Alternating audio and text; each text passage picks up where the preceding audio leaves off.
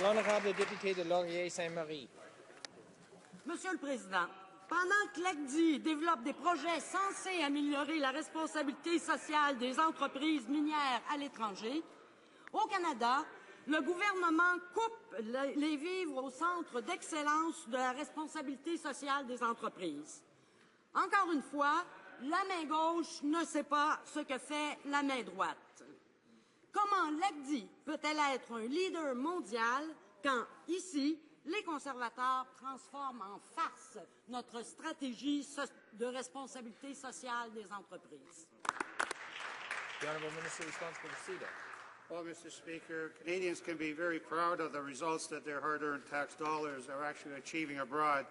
Canada's investments are providing food, education, health care, and emergency humanitarian assistance to those who need it most.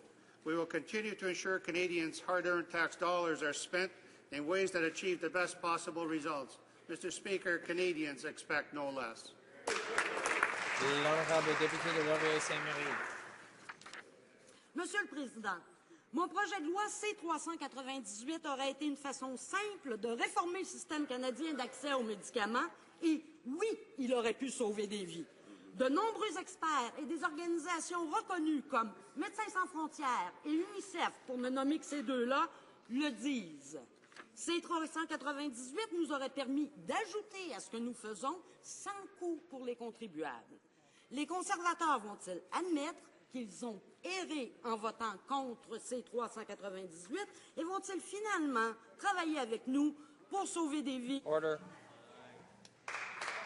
The Honourable Parliament Secretary for Industry.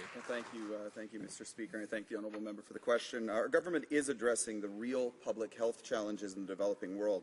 That's why we've invested $2.85 billion towards maternal, newborn, and child health, including the $1.1 billion Muskoka initiative led by our Prime Minister, which secured the participation of the G8 countries toward a $10 billion fund.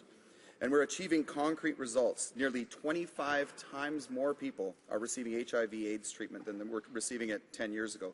Mr. Speaker, this government will always continue to focus on the measures that actually work for people in the developing world. The Honourable Member for Ottawa Centre. And the point is that this measure would have worked, Mr. Speaker. The Conservatives had an opportunity to help some of the most vulnerable people in the world, and they chose not to. International experts say this kind of life-saving legislation would have saved more lives. So we have some Conservatives really just spreading misleading information, all to justify their decision to vote this bill down for partisan reasons. When will they stop this misinformation campaign and actually work with us to start help saving lives? The Honourable Parliamentary Secretary. Mr. Speaker, let me be clear. The misleading information that the honourable member is referring to was information provided at a previous committee hearing by independent expert public servants, the very people that this member purports to represent in his riding. Mr. Speaker, we paid attention to those experts, and we also heard testimony that talked about the real measures the government is taking that are having an impact on people in the developing world. Back in 2002, we had 300,000 people receiving treatment for HIV/AIDS. Today, we have more than 8 million people. We'll continue to focus on measures that are actually working. The Honourable Member for Ottawa Centre. Mr. Speaker, the conflict in Syria is escalating. Members of this House, like the international community, are increasingly concerned about the potential use of chemical weapons. We strongly support the diplomatic efforts to prevent such atrocities. At the same time, thousands and thousands of refugees from Syria are facing deteriorating conditions. Will the government now deliver on its commitment to provide additional support to these refugees, and will they expedite family reunification for those refugees with relatives in Canada? The Honourable Minister of Citizenship and Immigration.